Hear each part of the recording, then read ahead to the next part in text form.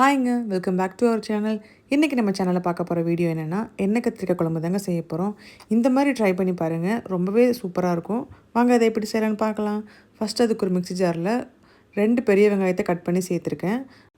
அப்புறம் 3 தக்காளி அதையும் இதில் சேர்த்துக்கலாம். சேர்த்துட்டு குழம்பு மிளகாய் தூள் பொடி இருக்குங்களா, அது சேர்த்துக்கலாம். அது வந்து ஒரு 3 டீஸ்பூன் சேர்த்துக்கோங்க. அதுக்கப்புறமா கொஞ்சமாக மஞ்சள் தூள் சேர்த்துக்கோங்க. அதுக்கப்புறமா கல் உப்பு தேவைக்கேற்ப நம்ம சேர்த்துட்டு நல்லா கிரைண்ட் பண்ணி எடுத்துக்க வேண்டியது. கொஞ்சம் கொரப்பாக அரைச்சி வச்சுக்கோங்க. அதுக்கப்புறமா துருவன தேங்காய் கொஞ்சம் சேர்த்துக்கலாம்.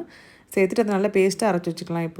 இப்போ நம்ம ஒரு பேன் எடுத்துகிட்டு நல்லெண்ணெய் சேர்த்துக்கலாம். நல்லெண்ணெயில் இந்த எண்ணெய் கத்திரிக்காய் குழம்பு செஞ்சால் தான் டேஸ்ட் ரொம்பவே சூப்பராக இருக்கும். ஸோ நல்லெண்ணெய் சேர்த்து நல்லா இந்த கத்திரிக்காயை வந்து ஃபஸ்ட் நம்ம நல்லா ஃப்ரை பண்ணி வதக்கி எடுத்துடலாம்.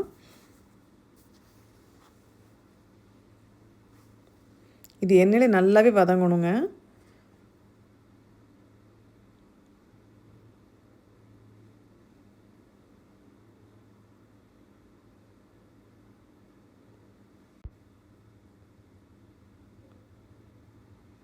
இப்போ பாருங்கள், ஓரளவுக்கு நல்லா வதங்கிருச்சு. அவ்வளோதாங்க, இது ஓரமாக தனியாக எடுத்து வச்சிடலாம். இப்போது அதே எண்ணெயில் நம்ம என்ன பண்ண போகிறோம்னா குழம்பு செஞ்சிட வேண்டியதான். கடுகு சேர்த்துட்டு கருவேப்பிலை சேர்த்துக்கலாம். சேர்த்துட்டு சின்ன வெங்காயம் ஒரு 20 சின்ன வெங்காயம், ஒரு 10 பல் பூண்டு இதில் சேர்த்துக்கலாங்க.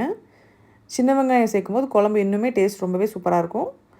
இது எல்லாமே நல்லா வதங்கணும். சின்ன வெங்காயம் பூண்டு எல்லாமே நல்லா வதங்கணும். பாருங்கள், நல்லா வதங்கிருச்சு. இப்போ நம்ம ஃப்ரை பண்ணி வச்சுருக்க கத்திரிக்காவை இதில் சேர்த்துக்கலாங்க. சேர்த்துட்டு நல்லா அதையும் ஒரு வாட்டி நல்லா கலந்து விட்டுக்கலாம்.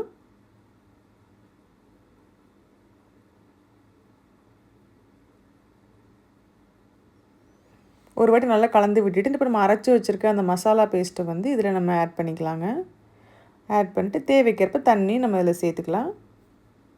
சேர்த்துட்டு அதையும் நல்லா ஒரு வாட்டி கலந்து விட்டுக்கலாங்க. இப்போது இது வந்து ஒரு கொதி வந்ததுக்கப்புறமா நம்ம வந்து கரைச்சி வச்சுருக்க புளி அதில் சேர்த்துக்கலாங்க. நான் வந்து ஒரு சின்ன சைஸ் லெமன் அளவுக்கு புளி எடுத்திருந்தேன். அதை நல்லா கரைச்சி இதில் சேர்த்துக்கிட்டேன். அது கூடவே கொஞ்சமாக கல் உப்பு சேர்த்துட்டு நல்லா ஒரு வாட்டி கலந்து விட்டுட்டு இது நல்லா கொதித்து வரட்டும். மசாலா நல்லா வேகணுங்க. ஸோ நல்லா மூடி போட்டு மூடி வச்சு வேக வச்சிடலாம்.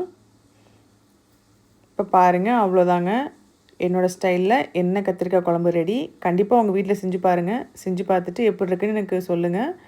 இந்த வீடியோ உங்களுக்கு பிடிச்சிருந்ததுன்னா லைக் பண்ணி, ஷேர் பண்ணி, சப்ஸ்கிரைப் பண்ணிட்டு பக்கத்தில் இருக்க பெல் ஐக்கானை கிளிக் பண்ண மறந்துடாதீங்க. தேங்க்ஸ் ஃபார் வாட்சிங்.